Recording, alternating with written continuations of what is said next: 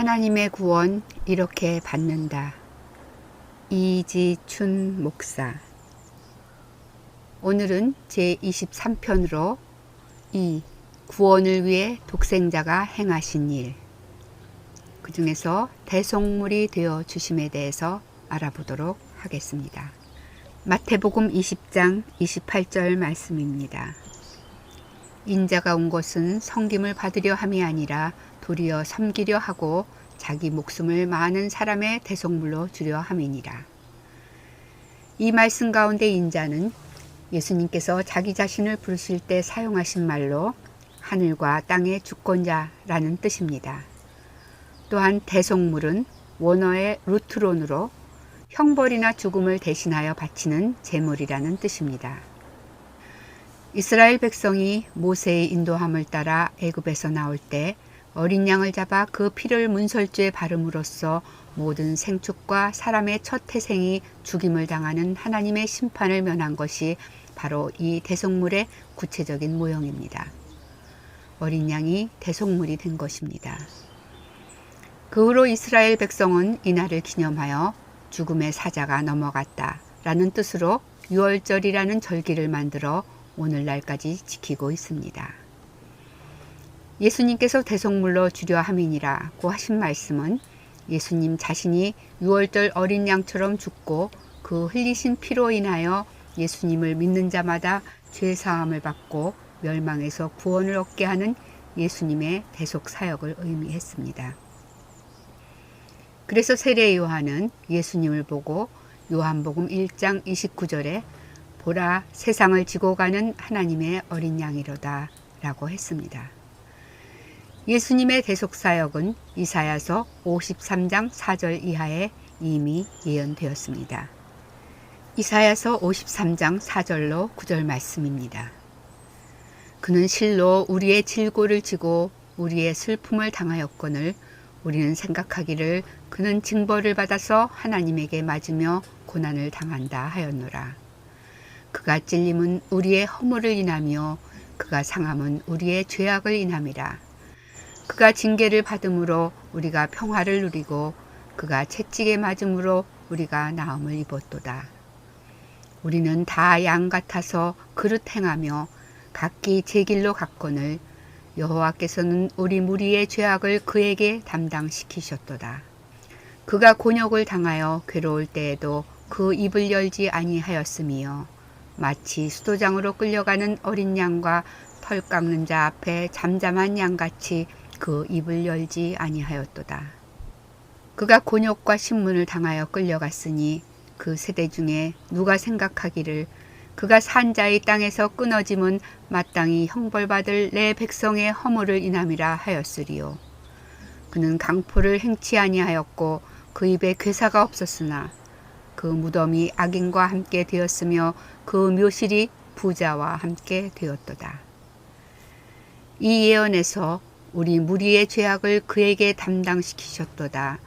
마땅히 형벌받을 내 백성의 허물을 인함이라고 한 것은 사람들의 질고와 허물과 죄악을 없애시려고 대신 형벌을 받고 돌아가실 예수님의 대속사역을 선포한 것입니다. 이 예언대로 예수님은 실제로 십자가에 달려 피를 흘리며 죽임을 당하셨습니다. 그 처형 장면이 마태복음 27장에 기록되어 있습니다. 좀 길지만 인내심을 가지고 천천히 들어주시기 바랍니다. 성경을 산에 비유하면 이 부분은 정상이라고 할 수 있습니다. 마태복음 27장 35절로 50절 말씀입니다. 예수께서 총독 앞에 섰음에 총독이 물어 가로되 네가 유대인의 왕이냐? 예수께서 대답하시되 네 말이 옳도다 하시고 대제사장들과 장로들에게 고소를 당하되 아무 대답도 아니하시는지라. 이에 빌라도가 이르되 저희가 너를 쳐서 얼마나 많은 것으로 증거하는지 듣지 못하느냐 하되 한마디도 대답지 아니하시니 총독이 심히 기이 여기더라. 명절을 당하면 총독이 무리의 소원대로 죄수 하나를 놓아주는 전례가 있더니 그때 바라바라 하는 유명한 죄수가 있는데 저희가 모였을 때 빌라도가 물어 가로되 너희는 내가 누구를 너희에게 놓아주기를 원하느냐 바라바냐 그리스도라 하는 예수냐 하니 이는 저가 그들의 시기로 예수를 넘겨준 줄 알미러라. 총독이 재판자리에 앉았을 때 그 아내가 사람을 보내어 가로되 저 옳은 사람에게 아무 상관도 하지 마옵소서. 오늘 꿈에 내가 그 사람을 인하여 애를 많이 썼나이다 하더라. 대제사장들과 장로들이 무리를 권하여 바라바를 달라하게 하고 예수를 멸하자 하게 하였더니 총독이 대답하여 가로되 둘 중에 누구를 너희에게 놓아주기를 원하느냐 가로되 바라바로소이다. 빌라도가 가로되 그러면 그리스도라 하는 예수를 내가 어떻게 하랴. 저희가 다 가로되 십자가에 못 박혀야 하겠나이다. 빌라도가 가로되 어찌 미뇨 무슨 악한 일을 하였느냐. 저희가 더욱 소리질러 가로되 십자가에 못 박혀야 하겠나이다 하는지라. 빌라도가 아무 효험도 없이 도리어 밀란이 나려는 것을 보고 물을 가져다가 무리 앞에서 손을 씻으며 가로되 이 사람의 피에 대하여 나는 무죄하니 너희가 당하라. 백성이 다 대답하여 가로되 그 피를 우리와 우리 자손에게 돌릴지어다 하거늘 이에 바라바는 저희에게 놓아주고 예수는 채찍질하고 십자가에 못 박히게 넘겨주니라. 이에 총독의 군병들이 예수를 데리고 관정 안으로 들어가서 온 군대를 그에게로 모으고 그의 옷을 벗기고 홍포를 입히며 가시면류관을 엮어 그 머리에 씌우고 갈대를 그 오른손에 들리고 그 앞에서 무릎을 꿇고 희롱하여 가로되 유대인의 왕이여 평안할지어다 하며 그에게 침뱉고 갈대를 빼앗아 그의 머리를 치더라. 희롱을 다한 후 홍포를 벗기고 도로 그의 옷을 입혀 십자가에 못 박으려고 끌고 나가니 나가다가 시몬이란 구레네 사람을 만나매 그를 억지로 같이 가게 하여 예수의 십자가를 쥐었더라. 골고다 즉 해골의 곳이라는 곳에 이르러 쓸개탄 포도주를 예수께 주어 마시게 하려 하였더니 예수께서 맛보시고 마시고자 아니하시더라. 저희가 예수를 십자가에 못 박은 후에 그 옷을 제비 뽑아 나누고 거기 앉아 지키더라. 그 머리 위에 이는 유대인의 왕 예수라 쓴 죄패를 붙였더라. 이때 예수와 함께 강도들이 십자가에 못 박히니 하나는 우편에 하나는 좌편에 있더라. 지나가는 자들은 자기 머리를 흔들며 예수를 모욕하여 가로되 성전을 헐고 사흘에 짓는 자여 네가 만일 하나님의 아들이여거든 자기를 구원하고 십자가에서 내려오라 하며 그와 같이 대제사장들도 서기관들과 장로들과 함께 희롱하여 가로되 저가 남은 구원하였으되 자기는 구원할 수 없도다. 저가 이스라엘의 왕이로다. 지금 십자가에서 내려올지어다. 그러면 우리가 믿겠노라. 저가 하나님을 신뢰하니 하나님이 저를 기뻐하시면 이제 구원하실지라. 제 말이 나는 하나님의 아들이라 하였도다 하며 함께 십자가에 못 박힌 강도들도 이와 같이 욕하더라. 제6시로부터 온 땅에 어두움이 임하여 제9시까지 계속하더니 제9시 즈음에 예수께서 크게 소리질러 가라사대 엘리 엘리 라마 사박다니 하시니 이는 곧 나의 하나님 어찌하여 나를 버리셨나이까 하는 뜻이라. 거기 섰던 자 중 어떤 이들이 듣고 가로되 이 사람이 엘리야를 부른다 하고 그 중에 한 사람이 곧 달려가서 해용을 가지고 신포도주를 머금게 하여 갈대에 꿰어 마시우거늘 그 남은 사람들이 가로되 가만두어라 엘리야가 와서 저를 구원하나 보자 하더라. 예수께서 다시 크게 소리 지르시고 영원히 떠나시다. 이 기록을 보면 당시 유대 총독이었던 빌라도가 예수님을 최종적으로 재판했습니다. 유대의 대제사장들과 장로들은 예수님께서 자신이 하나님의 아들이라고 주장하자 예수님이 사형에 해당한다고 결의는 했지만 실제로 사형을 집행할 권한은 없었습니다. 빌라도만이 사형 집행 권한이 있어서 대제사장들과 장로들이 그에게 예수님을 재판하도록 청한 것입니다. 이 재판에서 빌라도는 예수님이 무죄한 것을 알았으나 유대인들의 강력한 요구와 밀란이 일어날까 두려워 예수님을 십자가에 못 박아 사형에 처하기로 결정하고 사형 선고를 내렸던 것입니다. 십자가 처형은 당시 로마가 죄인에게 가장 큰 고통을 주며 죽이는 방법으로 로마 시민에게는 적용하지 않았고 피지배자들의 반란죄나 흉악범들에게만 적용했습니다. 심한 경우에는 십자가에서 여러 날 고통을 받게 했습니다. 예수님은 유대인의 왕이라는 죄목으로 반란죄가 적용되어 십자가의 처형이 적용됐던 것입니다. 왕권을 조롱하는 의미로 로마 병정들이 예수님의 머리에 가시면류관을 눌러 씌워 피가 흐르게 하고 왕의 옷으로 홍포를 입히고 나약한 왕권을 상징하는 갈대를 오른손에 들게 하여 희롱하며 침뱉고 갈대를 빼앗아 예수님을 때리는 등 온갖 모욕을 다 주었습니다. 그리고 나서 홍포를 벗기고 채찍질을 했는데 당시 예수님을 형벌한 채찍은 쇠붙이나 동물의 날카로운 뼈를 촘촘히 끼운 것이었다고 합니다. 채찍에 맞을 때마다 살점이 떨어져 나가고 피가 튀었습니다. 그리고 무거운 십자가를 지우고 골고다를 향하여 걷게 했습니다. 예루살렘에 가보니 당시 유적들이 잘 보관되어 있었는데 빌라도의 법정에서 골고다까지의 거리는 한참 먼 언덕길이었습니다. 상처난 어깨에 무거운 십자가를 메고 그 먼 골고다를 향하여 언덕길을 올라가며 발걸음을 옮길 때마다 상처가 쓰리고 아팠을 때니 얼마나 고통스럽고 힘드셨을까요?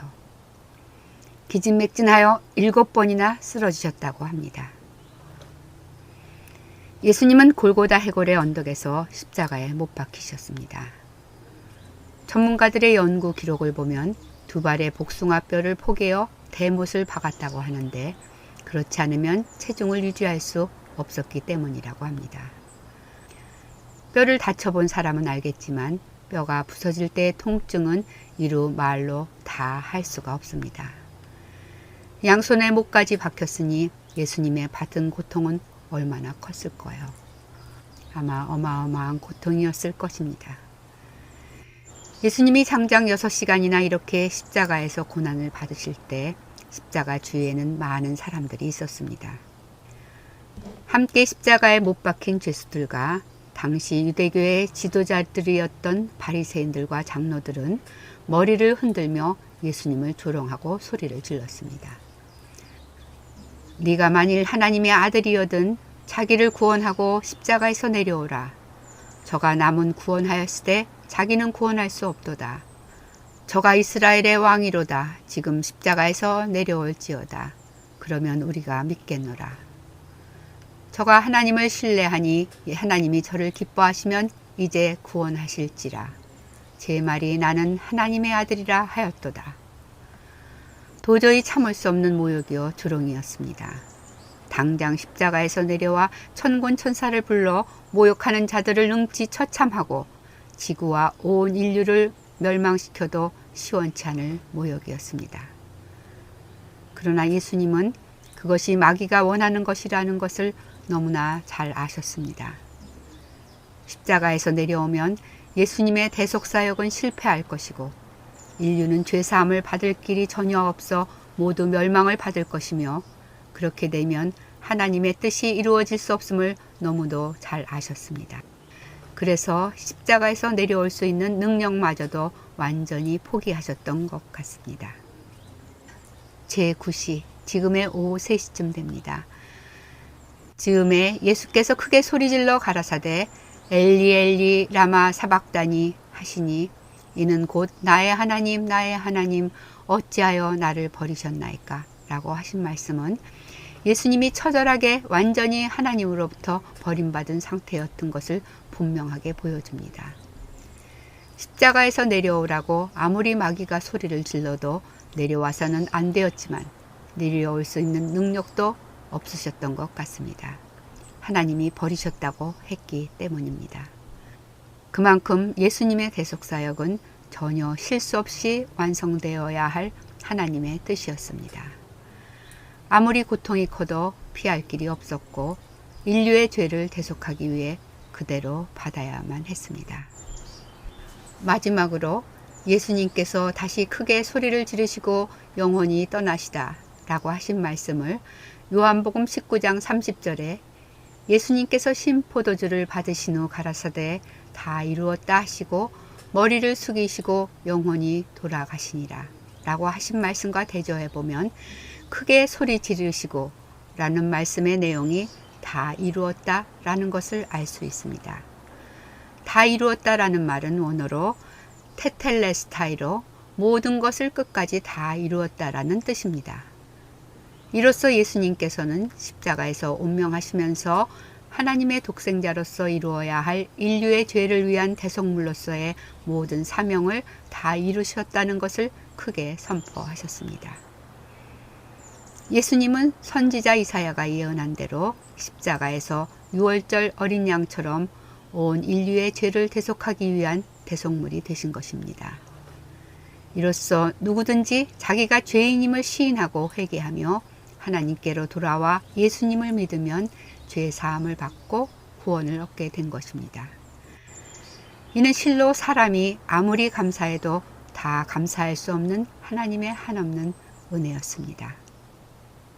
이것이 예수님께서 요한복음 3장 16절에서 독생자를 주셨으니 라는 말씀의 깊은 의미였습니다.